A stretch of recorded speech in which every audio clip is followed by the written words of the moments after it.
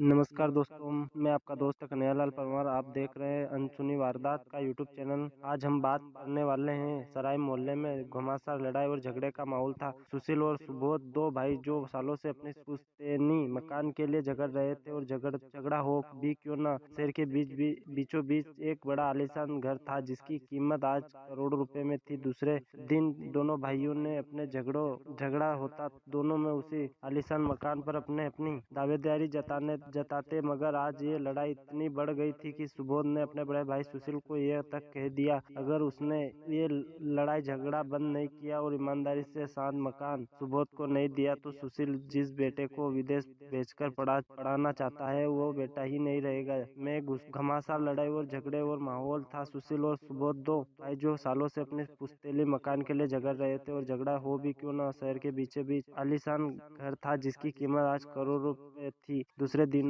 दोनों भाइयों ने झगड़ा होता और उसी दिन झगड़ा हो भी क्यों न, मकान के लिए झगड़ते आ रहे थे और झगड़ा हो भी क्यों न। एक सप्ताह बाद सराय मोहल्ले में रोना धोना और शोर शराबा मचा हुआ था। कारण था सुशील का सुपुत्र 17 साल का बेटा मांटी जो कहीं मिल नहीं रहा था। पिछली रात से ही मोटी का कुछ भी पता नहीं चला। सुशील और उसकी पत्नी रेखा उसे हर जगह ढूंढ चुके थे। शहर में हर रिश्तेदार, मोटी के दोस्त और जहाँ भी मोंटी के मिलने की उम्मीद थी वह जगह दोनों ने देख लिया, लेकिन मोंटी कहीं नहीं मिला। तो रात सुबह हो गई और मोंटी का भी कहीं तक पता नहीं था तो आप सिर्फ एक ही उपाय बचा था, पुलिस में कंप्लेन करना। सुशील रहकर अपने भाई सुबोध और इल्जाम लगा रहा था कि उसके भाई ने उसकी बेटे के साथ कुछ किया। साथ ही साथ वो ये भी कह रहा था कि अगर उसके बेटे को सही सलामत लौटा दिया तो जाए तो उस सुबोध को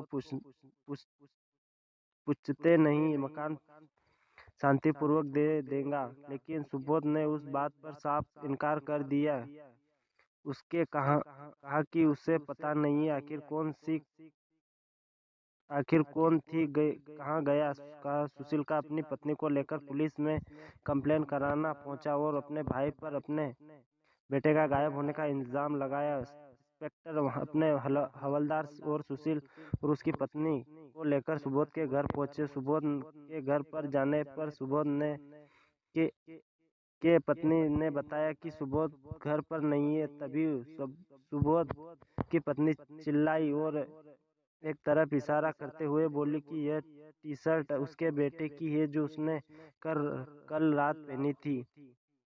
सुनते ही पुलिस हैरान हो गई। सुबोध की पत्नी से उस टी शर्ट के बारे में पूछने लगी। तब तक वह सुबोध आ चुका था। सुबोध तो सारा इल्जाम समझ में आ गया और उसके पुलिस ने कहा कि भले ही दोनों भाई के बीच झगड़ा चल रहा था, लेकिन अक्सर अपने चाचा चाची के आसपास आया करता था।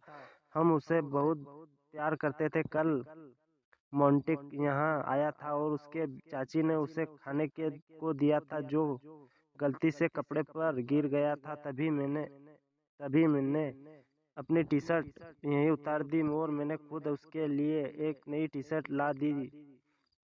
यह सुनकर सुनील ने कहा कि एक बहाना, किसी ने मेरे बेटे के साथ कुछ गलत किया और मोंटी की किडनैपिंग का आरोप लगाकर पुलिस ने सुबोध को अपने साथ थाने ले गई, क्योंकि उस पुलिस के सामने यह बात आ गई थी कि सुबोध ने सरेआम सबके सामने धमकी दी थी और मोहल्ले के सभी लोगों के ने कहा इस बात पर समर्थन किया कि पुलिस ने सुबोध के साथ बहुत कड़ी तरीके से पूछताछ की जाए, लेकिन सुबोध ने अपना मुंह नहीं खोला। तभी हवलदार एक सीसीटीवी फुटेज का पेनड्राइव लेकर आया। सीसीटीवी सुशील के घर के बीच लगे ट्री पोल का था। जब पुलिस ने फुटेज को देखा तो दंग रह गई। पुलिस ने देखा कि सुबोध मोंटी को लेकर अपने घर से बाहर निकला। उसने मोंटी को अपने गाड़ी में बिठाया और कहीं ले गया। कुछ देर बाद सुबोध घर लौटा, मगर लौटते वक्त वो अकेला था। जिसके साथ मोंटी नहीं था। इसके बारे में अब सुबोध ने पूछा गया तो सुबोध ने कहा कि वो बाजार दवाई लेने जा रहा था। तभी मोंटी ने उससे कहा कि उसके दोस्त या छोड़ दे। सुबोध के मुताबिक उसके आंटी को उसके एक दोस्त का यहाँ छोड़ा और वापस लौटते पुलिस ने सुबोध को लेकर उसी मेडिकल पर पहुंची जहां से सुबोध ने दवाई खरीदी थी। जाकर पुलिस को पता लगा कि वाकई सुबोध का दवाई लेने आया था। सुशील के मुताबिक सुबोध ने ही मोंटी को किडनैप किया था, लेकिन पुलिस को कोई भी ठोस सबूत नहीं मिल पा रहा था। तो पुलिस ने सुशील और उसकी पत्नी का फोन ट्रेस कर लिया था। उसने पता था कि अगर मोंटी को पैसे के लिए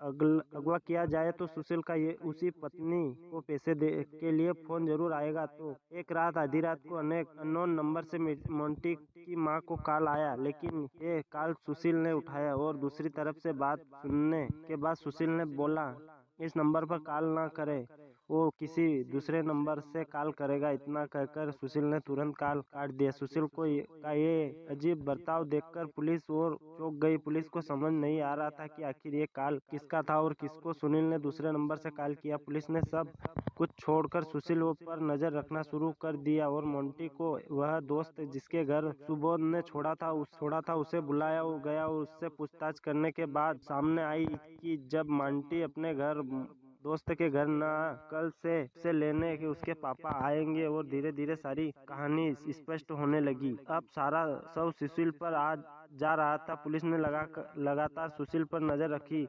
एक कांस्टेबल को सिविल ड्रेस में सुशील के घर के आसपास भी चक्कर लगाने को कहा।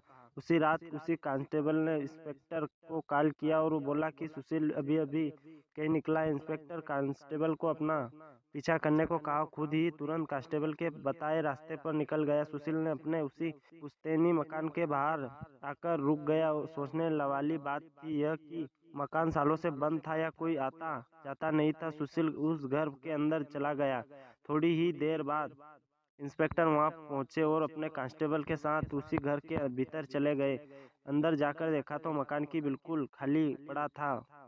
चारों तरफ अंधेरा ही अंधेरा था। इंस्पेक्टर ने मोबाइल फ्लैश से चारों तरफ से कोशिश की, लेकिन कुछ भी ठीक से नहीं दिखाई दे रहा था। तभी उस पूरे हल्की हल्की आवाज आने लगी। इंस्पेक्टर ने ध्यान दिया तो आवाज पीछे की तरफ से आ रही थी। इंस्पेक्टर ने वहां जाकर देखा तो छोटी थी से रोशनी आ रही थी। इंस्पेक्टर ने उसको टी के अंदर झांका तो इंस्पेक्टर के होश उड़ गए। जोशी मोंटी को जबरदस्ती उसके कपड़े चेंज करवा रहा था और मोंटी कह रहा था कि पापा आप यह गलत कर रहे हैं। और सुशील ने अपने बेटे को कहा कि वो मुंह बंद रखे, इस घर को पाने के लिए कुछ भी कर सकता है। साथ ही सुशील ने अपने बेटे को कहा कि वो अपने बाप का साथ दे, क्योंकि यह सारी जमीन जायदाद उसके बाद उसी की होने वाली है। साफ मना कर दिया। तभी एक जोरदार चांटा सुशील ने अपने बेटे को गाल पर जमा दिया। तभी इंस्पेक्टर की नजर वहां पड़ी। एक छोटे से इंस्पेक्टर पर पड़ी तो इंस्पेक्टर गौर से देखा तो उसे यह पता चला कि इंजेक्शन किसी नशीली दवाई का था जिससे सुशील ने मोंटू को शांत कर रखा था। जब सुशील ने वो इंजेक्शन को लगाया तो कोशिश की, तब इंस्पेक्टर ने अंदर जाकर उसे दबोच लिया। पुलिस को देखकर सुशील के रंग उड़ चुके थे। उसी पुलिस को छूटने की कोशिश की पर जब उसे लगा कि वह पकड़ा गया है तो वह सहम गया। उसके बाद पुलिस ने उसे थाने ले जाकर लाई और थाने में जाकर सुशील को अपना मुंह खोला। उसके बाद ही कि यह सारी प्लानिंग उसके बाद की थी। उसने ही अपने बेटे को किडनैप करके अपने पुश्तैनी घर पर रखा था। अपने बेटे के साथ दिन भर वो अपने एक साथी को रखा था और फोन पर उससे उसके बेटे का हालचाल पूछता था। सुबोध ने उसे गुस्से में आकर जब कहा कि वो उसके बेटे को नहीं छोड़ेगा, तभी उसकी मन में प्लानिंग आ गई थी और सुशील ने कहा कि ऐसे जानबूझकर किया ताकि एक तीर से दो निशाने लगे। अपने बेटे को खुद ही किडनैप कर रहा था, उसका इल्जाम सुबोध पर डाल दिया। इसके सुबोध डर जाता है और फिर जेल चला गया और उसी के साथ जो पूछने